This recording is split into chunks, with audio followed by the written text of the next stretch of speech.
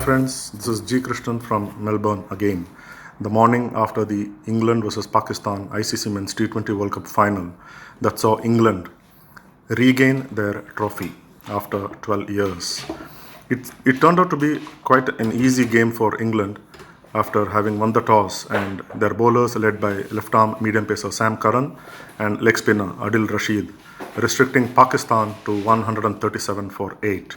England met the target quite comfortably with one over to spare, and Ben Stokes saw them through the end with an unbeaten half century.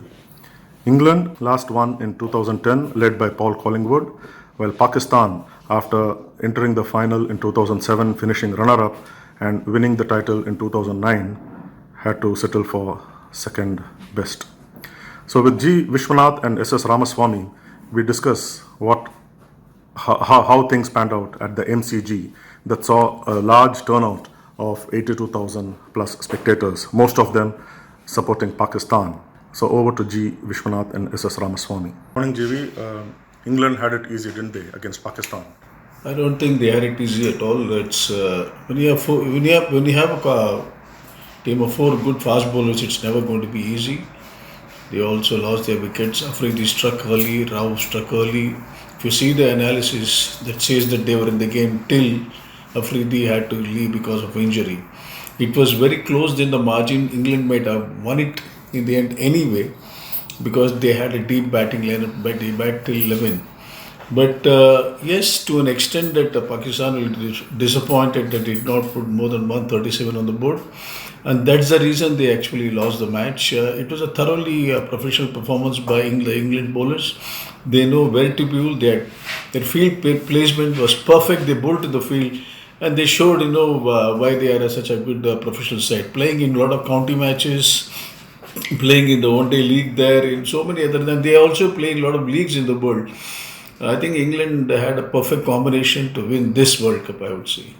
So life may have come a full circle for Ben Stokes, having been at the receiving end in 2016 final against West Indies, and now seeing the team through to the title. If you say, he was rattled by Naseem Shah's third over. He did not know what was happening. He was beaten in the air, off the pitch, pace, everything, and he had a hard laugh at himself actually that he was getting beaten. But the great thing was he showed the grit, common sense, everything. He stayed there till the end. And after Afridi left, he took charge and hit this fellow for 2 fours, the Iftikhar Ahmed, and from there on it was a cakewalk for England. But Pakistan's pace attack kept them in the game, even if they had to defend 137. Did you think 137 was enough? That's what I said. They would be very disappointed. They didn't get more runs. As someone said at the press conference, they had more than 45 dot balls. It's not going to work anyway. The main thing about Pakistan is they have to get a good start. If Mohammad Rizwan and Babar Azam, they don't get runs, Pakistan will always struggle in any match. They don't have a middle order. There is a big hole, and England realized it, and they bowled to a plan. And what a bowling by Adil Rashid, fantastic. Sam Curran, fantastic. Chris Woke, they have a very good. See, they won the match without Mark Wood and David Marlon. That shows the quality of the team they had actually. So, sir, how do you reflect on the final on Sunday night? Well, the first answer is we are all relieved. The final got over without rain interruption. But if you remember, when we were sleeping, it rained. That means last night after the match, after we came back to the room, it rained quite heavily. So the rains held off and the final got over. All 40 overs were gone through, 39 overs, because England won by 6 balls to spare. So that was the main thing. And number 2, England did just about enough to get across the line. Pakistan bowlers really tried hard to get back into the match. But the England batting lineup was good enough to handle the pressure situation. Ben Stokes, who scored the match-winning knock 84 not out in the 2019 World Cup final, against New Zealand, repeated the feat against Pakistan.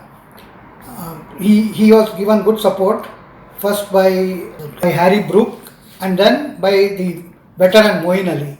Moeen Ali got out when just a few runs were needed, and by that time the match was over. One important point was Shaheen Afridi limping off the field.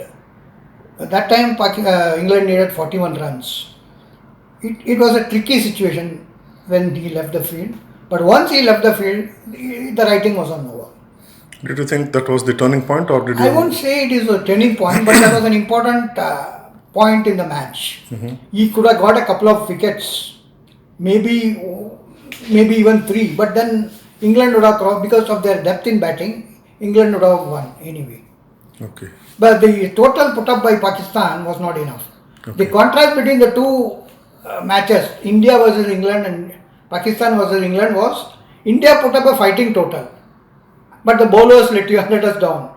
And here, Pakistan batsmen let the team down. The bowlers tried their best to bring them back into the game. How good was Sam Curran and the leg spinner Adil Rashid? Yeah, both were terrific. They bowled to a plan. See, England had come with a plan. Against India also the plan worked. Against Pakistan also the plan worked. They just restricted the run scoring with some superb bowling. Bowling to the field and some good fielding also.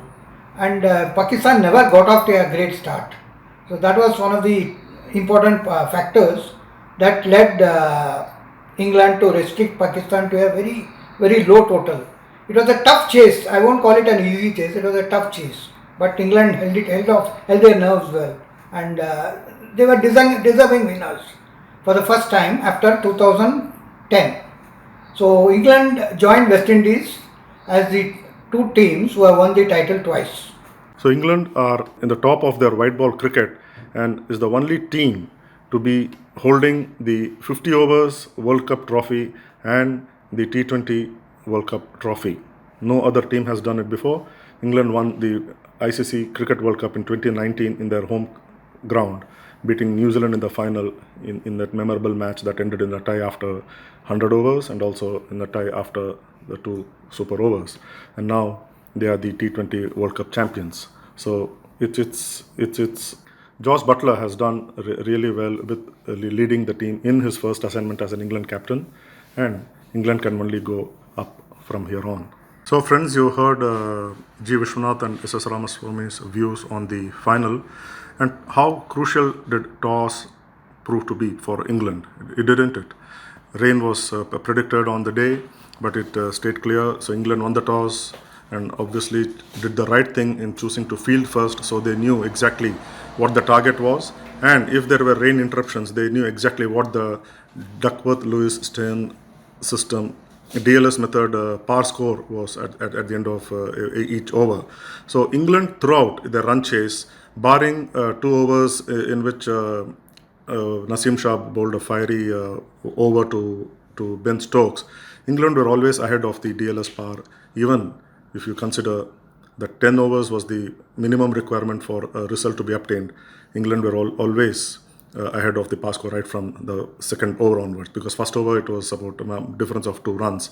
So everything went right for Josh Butler and England from the toss, with their bowlers restricting Pakistan and the batsmen making a calculated run chase. So until next time,